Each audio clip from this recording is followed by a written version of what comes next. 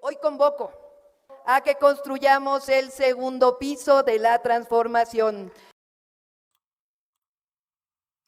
Amigos, bienvenidos a una nueva transmisión más a este su canal en el segundo piso. Servidor Irving Rodríguez transmitiéndoles desde el día de hoy. Nos encontramos iniciando esta semana y de igual forma el mes 1 de julio del 2024. Si nos estás viendo por primera vez, muchísimas gracias por tu tiempo y por tu espacio. Solamente pedimos el apoyo con la suscripción para que cada día podamos ser más en esta gran familia del segundo piso. Señores, pues mucho hemos escuchado hablar sobre todo este tema relacionado a la reforma al Poder Judicial, en donde los ministros salieron simplemente, y lo vimos, algunos a querer defender ya lo indefendible, y otros tomando la postura que, como bien ha manejado el diputado Hamlet García Almaguer, pues ya les cayó el 20. Sí, de decir que sí es necesario, pero también están en todo su derecho de plantear ciertos puntos que le causan molestia o al menos un poquito de distorsión, por decirlo así. Y todo esto se puede debatir y llegar a mejores términos, pero de que va a haber una reforma al Poder Judicial, la va a haber. Se pretende que de 11 ministros solamente queden 9. Y esto los ha sacudido a todos. Dicho sea de paso, de igual forma, la ministra Yasmín Esquivel, en una entrevista que les había mostrado anteriormente, había dicho que para el próximo año ya esto sería una realidad. Y no lo ven con malos ojos. Los que lo ven con malos ojos son todos los que están aliados a Norma Piña. Y nos queda más que claro. Ante esta situación, quien terminó de dar, pues ahora sí que terminó de dar o poner el último clavo al ataúd o la última estocada, fue Hamlet García Almaguer en esta entrevista que tuvo con el periodista Álvaro Delgado, en el que le dice directamente a Norma Piña que se va a quedar sola. Sí, no hay manera de que se evite este paso que se va a dar y que es beneficio para que este poder simplemente mejore en cuanto a su funcionamiento. Así lo dejó claro el diputado Hamlet García Almaguer. Álvaro, diálogo se lo debemos al pueblo de México. De no haberse generado la votación tan contundente el 2 de junio, esto no sería posible. Ayer estábamos reunidos algunos legisladores en espera de algunos ministros de la Suprema Corte de Justicia de la Nación y recordábamos cómo hace un año, cuando tuvimos algunos foros preparatorios, digamos, sobre estas grandes reformas, pues prácticamente nadie lo tomaba en serio. Me refiero a la comentocracia y a las élites políticas y económicas, incluido el Poder Judicial, la cúpula del Poder Judicial, y cómo ahora, gracias a la votación histórica del pueblo de México a favor de la doctora Sheinbaum, casi 36 millones de votos, y también la confianza en el movimiento para esta mayoría calificada inminente, pues es que se dan las condiciones para que el Poder Judicial esté dispuesto a dialogar. Y yo la verdad es que me llevé algunas sorpresas. Primero, la disposición de las y los 11 ministros a acudir, siempre con la condición de que se les permitiera hablar a todas y todos. Y nosotros pues estuvimos de acuerdo, solo que preveíamos que por la participación de más de 30 oradores y oradores podíamos llevarnos una sesión maratónica, como efectivamente ocurrió, de casi 4 horas, pero les dijimos, si vienen los 11 van a tener oportunidad para hablar. Además de ellos, pues están los consejeros de la Judicatura, está compuesto por 7 personas, pero la ministra Norma Piña, por una anomalía constitucional, es presidenta de la Suprema Corte y del Consejo de la Judicatura. Ella es la séptima, digamos. Entonces, no podía dársele un doble turno, digamos, tenía una oportunidad para hablar por ambas instituciones que pertenecen al mismo poder. Faltó una consejera, la consejera Celia Amaya, quien está en comisión fuera del país, pero estuvieron todos los demás. Y también, muy importante, estuvo el presidente del Tribunal Superior de Justicia de la Ciudad de México, que por el volumen de asuntos es el tribunal más grande del país a nivel de entidades federativas y prácticamente compite con el número de casos que se resuelven a nivel federal. Es enorme la litigiosidad en la Ciudad de México. Y estuvo la representación de la Asociación de Jueces, y por supuesto también la voz de los trabajadores a través del sindicato.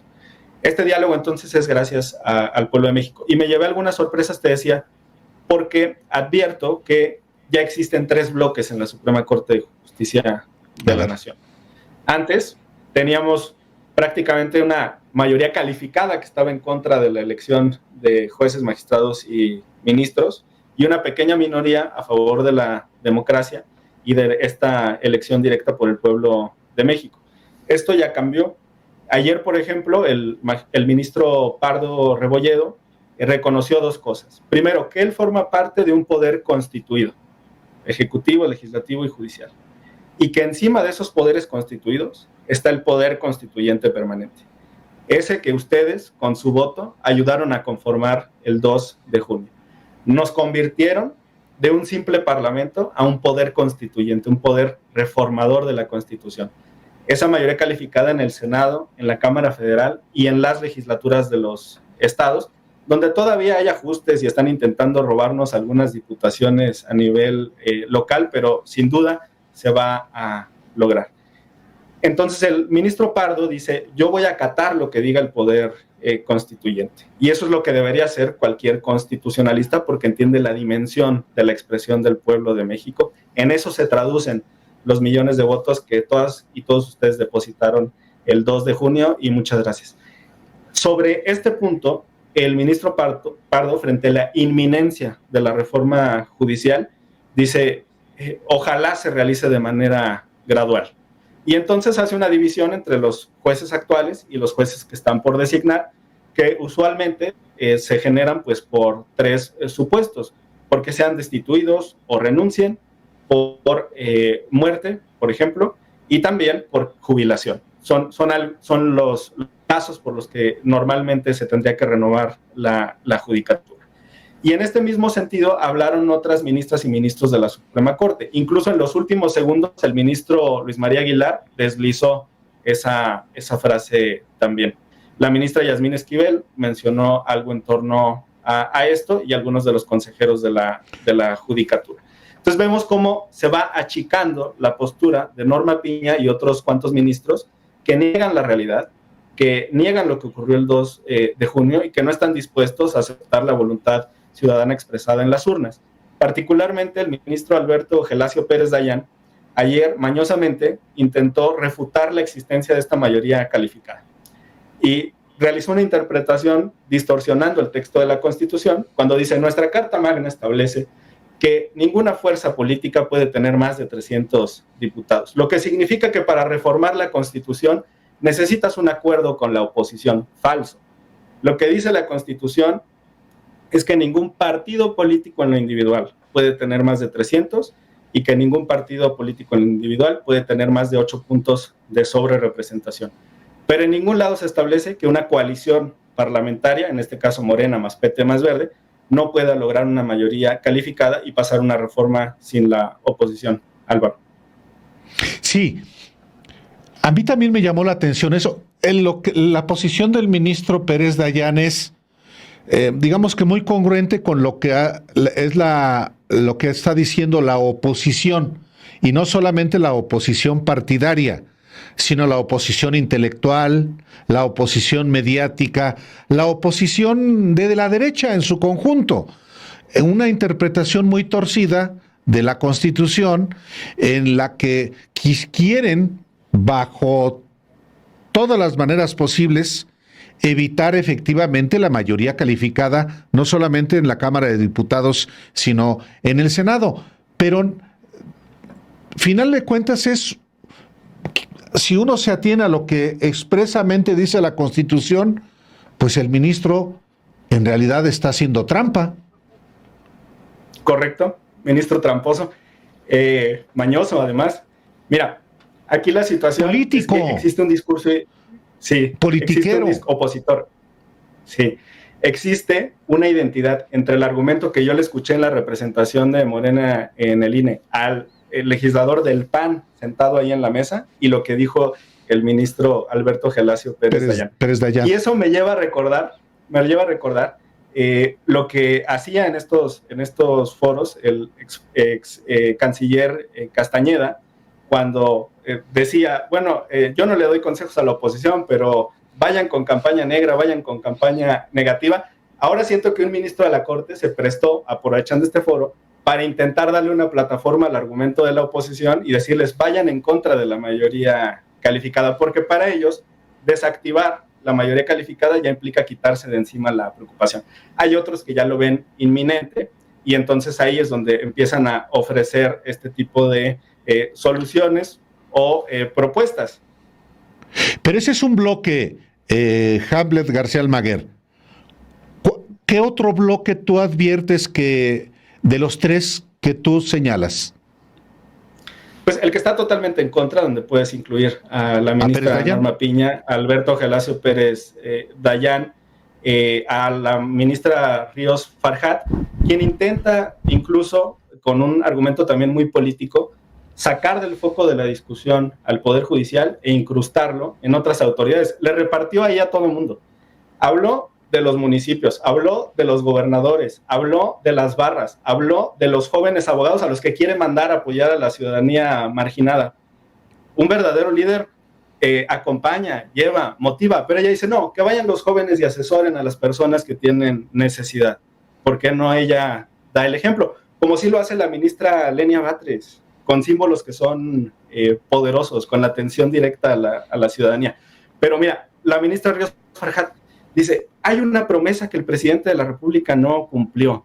¿Y en qué momento estábamos discutiendo ahí el actuar del presidente de la República? Eso la ciudadanía ya lo juzgó el 2 de junio y salió con una calificación de 10. Así votó el pueblo de México. Entonces yo incluiría ahí en ese bloque de los que todavía se niegan, pero ya lo vemos un poco más acotado. Y luego tenemos este bloque a los que pues ya les cayó el 20 de lo que ocurrió el 2 de junio, y empiezan a moderarse y a intentar ofrecer algún tipo de soluciones, también por las presiones internas que deben de tener con sus grupos de jueces y de magistrados que están debajo de ellos en las jerarquías, y para buscar mantener también el mayor tiempo posible estos lujos, privilegios y excesos. Excesivo también el comentario del ministro Luis María Aguilar, donde empieza a referirse a resoluciones de la ONU que hablan de la independencia judicial, de las remuneraciones, que es lo que más les interesa, y de la estabilidad. Yo no sé en qué parte, en qué disposición de este acuerdo firmado por México con la ONU diga que los ministros de México tienen derecho a ganar 300,000 pesos al mes. Por supuesto que es una interpretación sesgada, como las que manifestaron estos otros ministros. Y finalmente tenemos un pequeño bloque de demócratas al interior de la Suprema Corte de Justicia de la Nación y el Consejo de la Judicatura, donde desde un punto de vista conceptual, pero también práctico, pues tienden ya el proceso para elegir a jueces, magistrados y ministros. Bello el discurso del consejero Batis, cuando dice, democracia y justicia no son incompatibles. El pueblo de México es perspicaz, es sabio, sabe identificar, puede votar por los poderes ejecutivos locales y federal, que digo, es la máxima magistratura del país. Todavía nuestra Constitución, porque tenemos un sistema presidencial, cuando se refiere al poder ejecutivo, lo califica como el supremo poder ejecutivo de la nación. Así está diseñada nuestra Carta Magna y pues es la persona con más poder en la República, a quien por supuesto intentó desafiar Norma Piña y esta pequeña cúpula con una derrota terrible. Regreso al comentario. Abre el camino el ministro Batis, hizo la referencia la ministra Lenia y terminó también el punto el ministro en retiro Saldívar. La ministra Loretta Ortiz fue un poco más mesurada, pero dio un apunte valiosísimo. Les cerró la puerta a la intervención de los órganos internacionales. La ministra Loretta Ortiz es experta en Derecho Internacional Público, tiene libros sobre esa materia. Y ella les dijo, en este caso, en este precedente, los tribunales internacionales ya resolvieron que cada Estado es responsable y puede decidir libremente cómo define a su judicatura. O sea, les está diciendo, ni piensen que se van a poder ir a los tribunales internacionales a intentar revertir una reforma local. Pues fue muy claro el diputado Hamlet García Almaguer ante esta primera participación en el foro que se hizo y en donde vimos la postura de cada uno de los ministros. Hay algunos que todavía siguen con la forma de pensar que no se le debe de mover ni un solo pelo al Poder Judicial. Y otros que simplemente dicen que ya llegó el momento. Y los que de plano quieren que sí se haga esta reforma. Lo que sí es que aunque no quieran y quieran ellos pintar esa idea de que son completamente independientes, es una mentira.